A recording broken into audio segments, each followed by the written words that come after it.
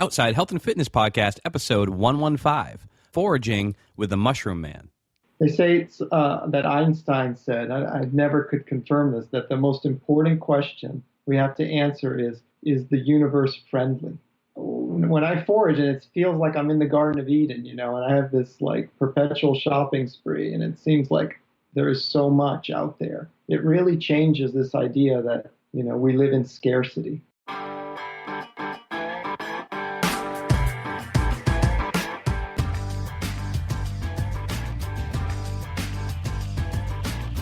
Welcome to the Outside Health and Fitness Podcast.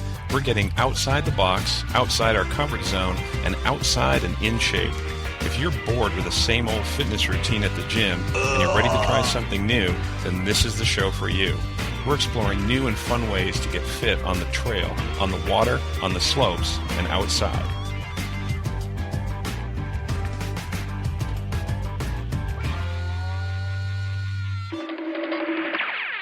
Hi, this is Steve Stearns from OutsideHealthAndFitness.com. Thank you so much for joining me for another episode of the Outside Health and Fitness Podcast.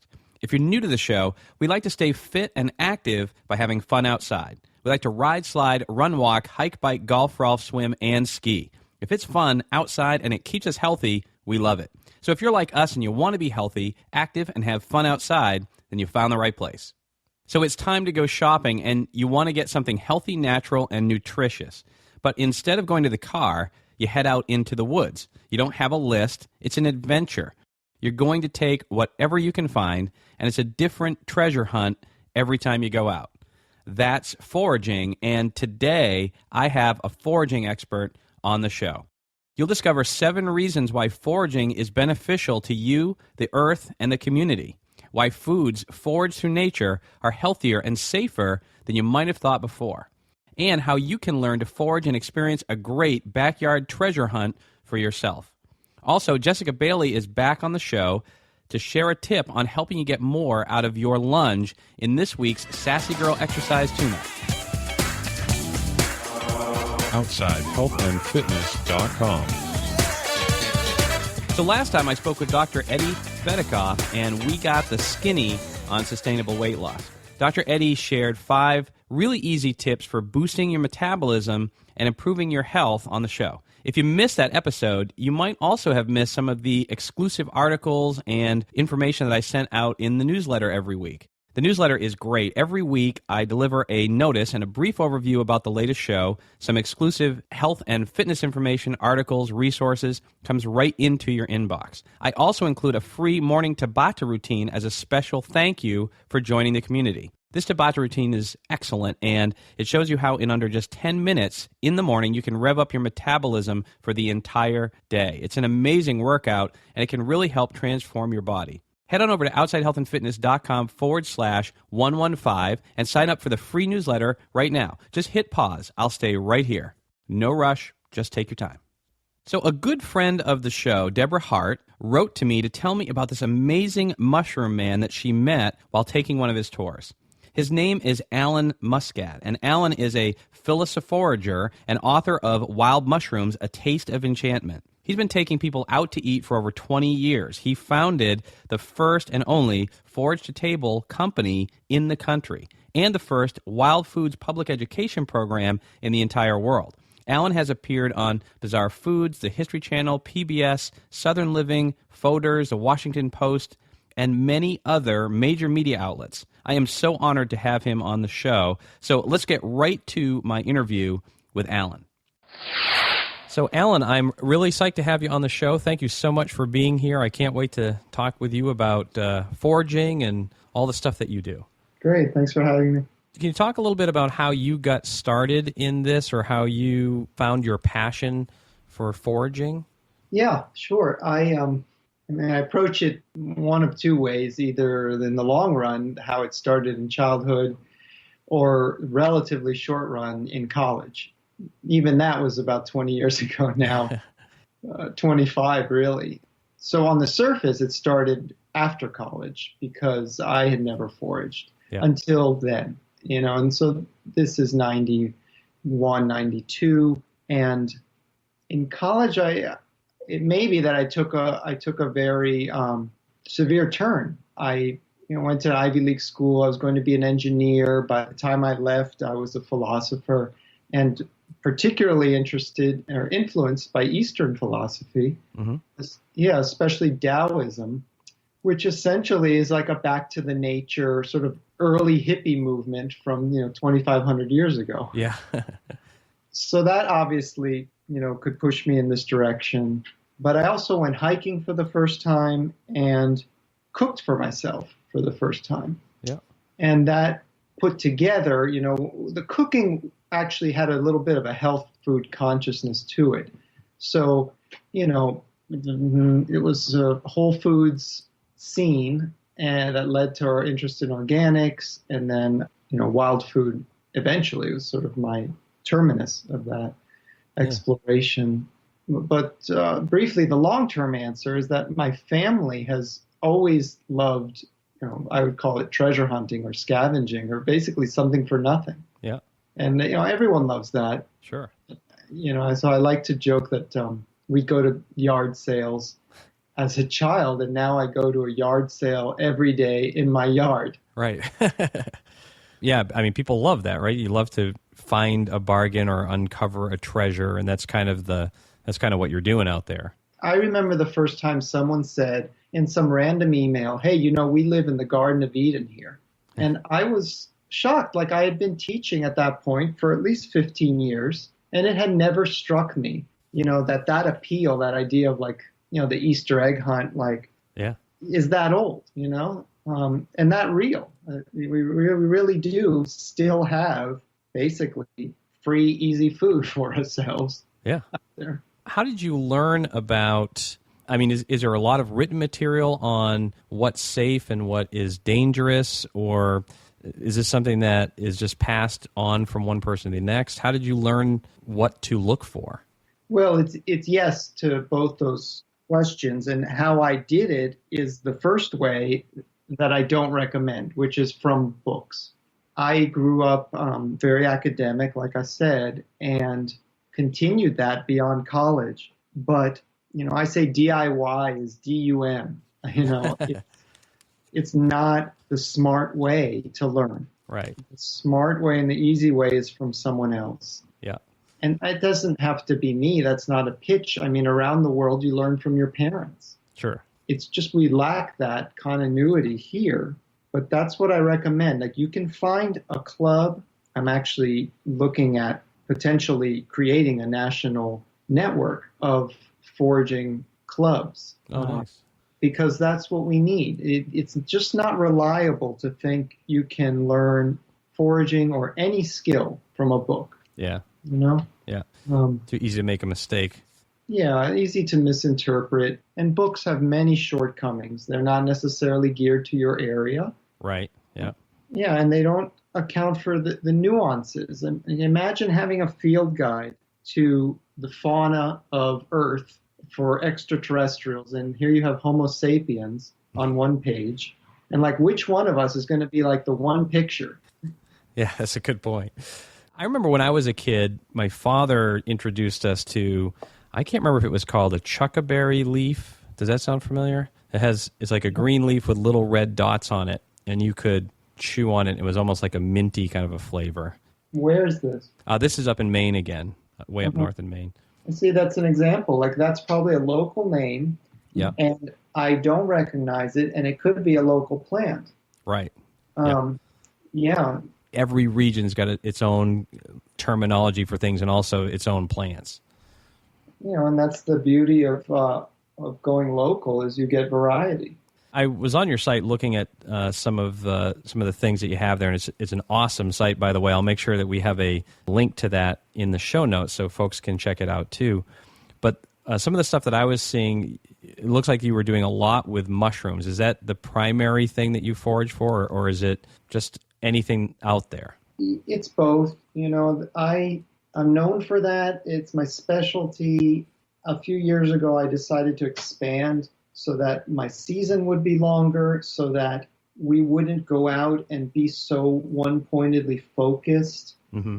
And on days that we find no mushrooms, there's still plenty to eat. Right. So I tend to focus, say, 80% on mushrooms July through September when they're out. Mm-hmm. But in October and in April, May, June, those are really when the plants shine for wild food. And I say foragers can't be choosers. So, that's right. It's what's ever in front of you, right?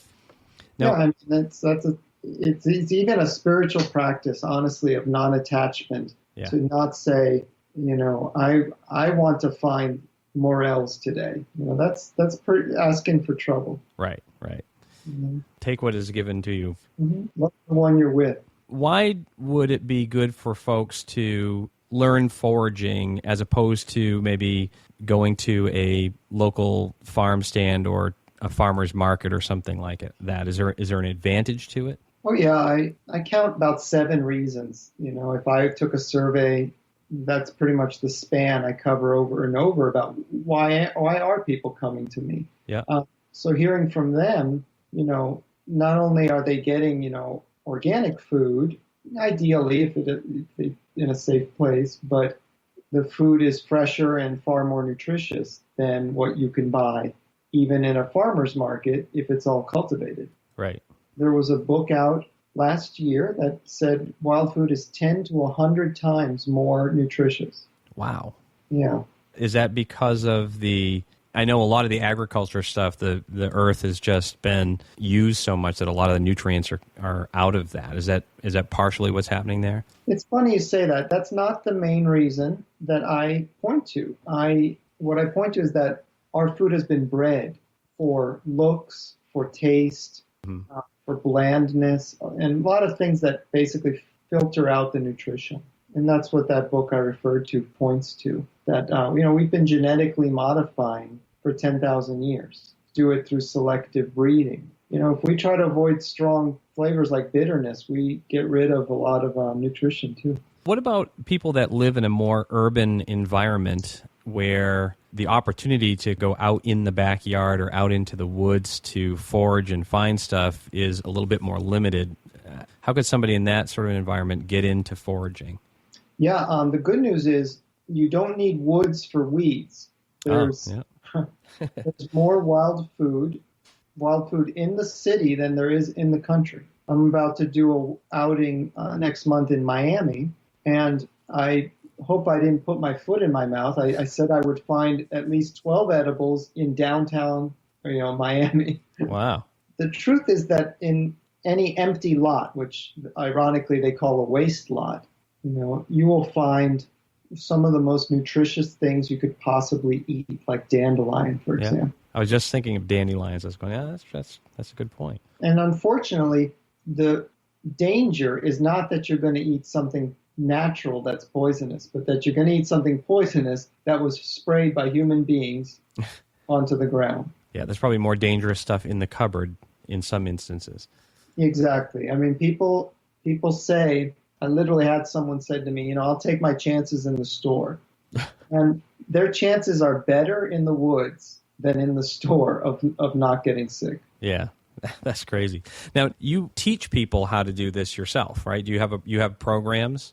Yeah, we do tours at least twice a week in the height of the season. Yeah. I get all kinds of people for, I only told you one of the reasons, there's... Yeah, you said there were 7, right? Yeah, I mean, I mentioned that they're free, and that's important. And the economy, there was a big boost in interest, and I think that's part of it. Yeah. I also think the third reason is people don't want to depend on stores. They want a certain amount of security and independence. Goes along with not having to pay for it. And there's some control there too, because you or you have a better sense of what you're putting in your body. Yeah, and that's, I don't know if we covered that, but being healthier for the individual is certainly one of the reasons. Yeah.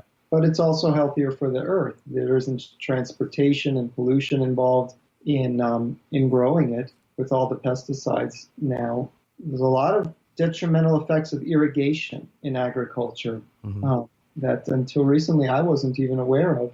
The Fertile Crescent is now, a desert.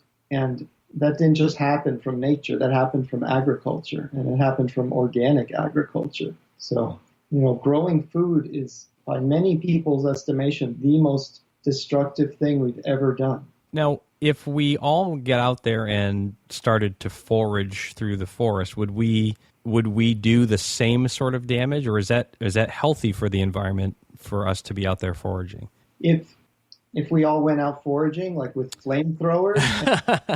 Yeah, maybe not with flamethrowers, but I mean, like if there was a huge movement of people that went out into nature and began foraging, would that have a detrimental impact on nature, or would that be a positive kind of rejuvenating thing? No, that's what I'm saying. Like, even if everyone went out, with like a chainsaw, it would be the best thing that could possibly happen.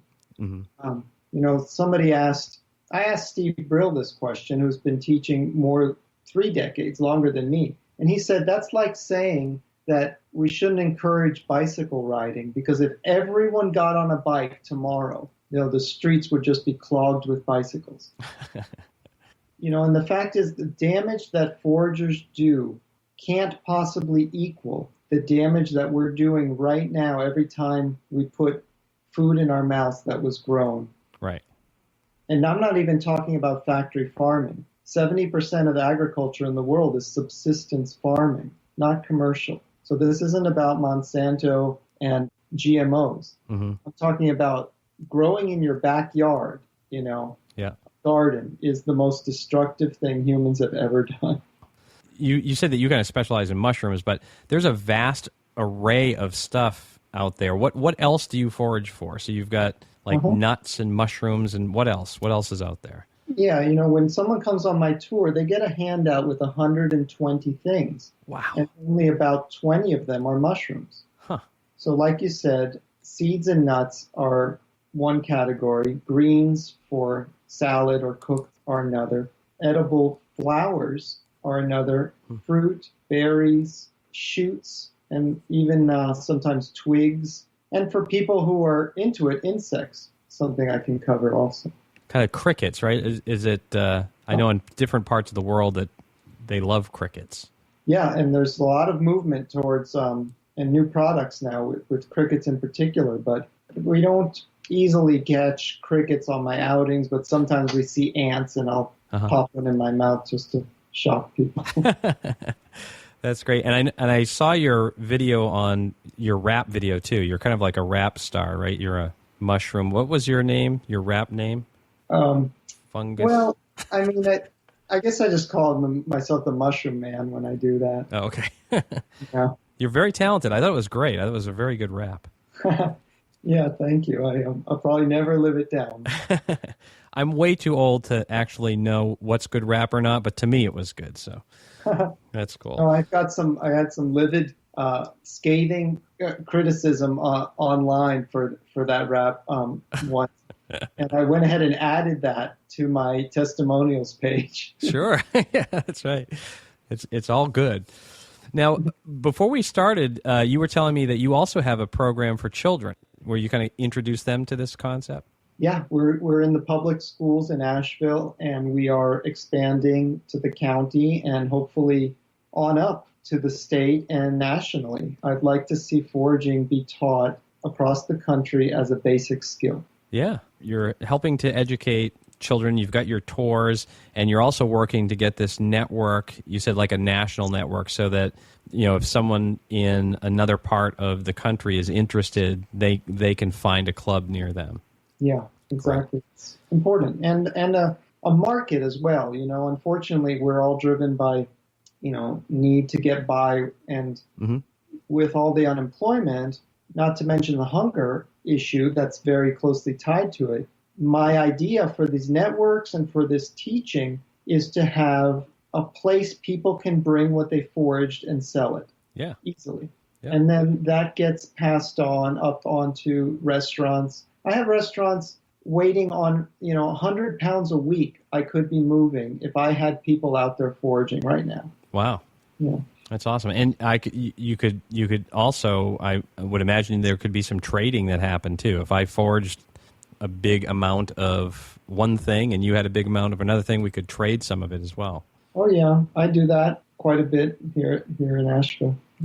if folks are interested in what you're doing and either want to connect with you or find out more, where can they find you?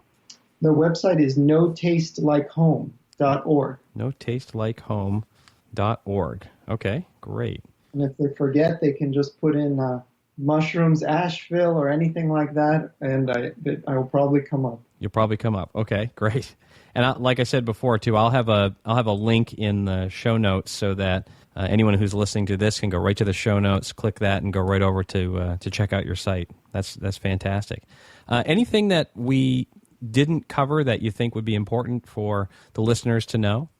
Yeah, I may have mentioned 4 or 5 of the reasons, but the one that really means the most to me is why I call the business No Taste Like Home. And the sense that I got over time is that I feel more at home, not just in nature, but in general in the world, because foraging helps me to feel like, wow, like life doesn't have to be a struggle, and maybe there's enough for all of us and we can share. And those are pretty profound benefits when we're so stressed out all the time, thinking like, gosh, is it really worth it? And like, as they say, it's that Einstein said, I never could confirm this, that the most important question we have to answer is the universe friendly? Huh. And, yeah. When I forage, and it feels like I'm in the Garden of Eden, and I have this like perpetual shopping spree, and it seems like there is so much out there. It really changes this idea that, we live in scarcity. Yeah. Yeah, so that's the biggest benefit I've gotten from it. That's great. And I can see that. I mean, there's a lot to it that is very positive. I mean, you're connecting with nature. You're out there being active. You are kind of bargain hunting, or it's all about exploring and discovery. And then the stuff that you're finding is natural and healthy and good for you and freely available. And so, yeah, I totally get that. There's a lot of positive things to this. Well, come down next time you're around and we'll go up. Absolutely. I should do that because we have so much snow. There's no foraging here right now, for sure. I wonder if you can.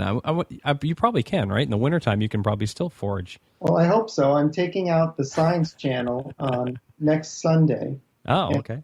Yeah, they're coming at the most difficult time of the year. So look out for that show, in a few months. Awesome. It'll be on my website. Okay, so you got a big challenge ahead of you. That's great. Mm-hmm.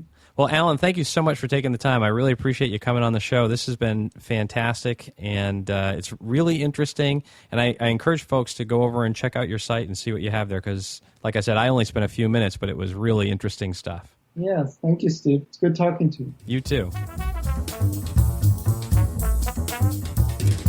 Okay, it's time for the Sassy Girl Exercise Tune-Up with my good friend, fitness instructor, Jessica Bailey. Jessica is back to help you tune up some of your favorite exercises so you can get the maximum benefit from the time you put in. Hey, Jessica, how are you? Hey, I'm very glad to be back. Thanks for coming back. What are we talking about this week? Well, this week I want to talk about proper alignment in the lunge. All right. So a lot of times I see the knees fall inward. And so throughout your lunge, your knee should stay in alignment with your ankle. So knee and ankle, one straight line, the energy goes down through the heel. So when the knee starts to track inward, usually that means your glutes, like the inner part of your upper butt muscle, it means that it's weak. Okay. So a fun way to strengthen your glutes is to incorporate some band movements into your workout. Like, those like big giant rubber band things. Yeah, I love those. Place them just above your ankles with your feet shoulder width apart and your knees slightly bent and take sideways steps. And then make sure when you're doing your lunge, your knee is tracking over your second and third toe, not going inwards towards that big toe. Keep it over your second and third toe. Perfect. That's great. So this is like a 2-for-1. So we can get stronger butt muscles, right? Yes. By sidestepping with the big rubber band. And now we know we got to keep those, we got to stay tracking straight ahead, like you said, with your knee kind of over you said your second and third toe? Yes. Okay. So that we're not kind of tilting in. No, that's great. Yeah. Perfect. That's awesome. Well, thank you so much. That's a good one for us to work on this week. Okay, good. Excellent. Get to work. Okay, we'll do. Okay. As always, that was a great tip. You can get more awesome tips like that on Jessica's site at sassygirlfitnessnyc.com. So today we learned that foraging is a healthy, nutritious way to make a spiritual connection with nature and enjoy a fun adventure outdoors. Beyond that, it's better for the planet and can even help feed the hungry. Alan said, there's plenty out there, and it really changes this idea that, we live in scarcity. I want to thank Alan for coming on the show and helping you and I discover foraging. I'll have links in today's show notes for his website where you can get more information, his book, and get in touch with him. I also want to thank you for listening to the show and being part of the Outside Health and Fitness community. If you haven't yet, sign up for our free weekly newsletter while you're on the site. You'll get exclusive Outside Health and Fitness articles, resources, and my morning Tabata routine as a special thank you. So stop by OutsideHealthAndFitness.com/115 for all the resources we talked about today and a special bonus clip of Alan performing his Mushroom Man rap. Thanks again for listening to the show, and I'll see you outside.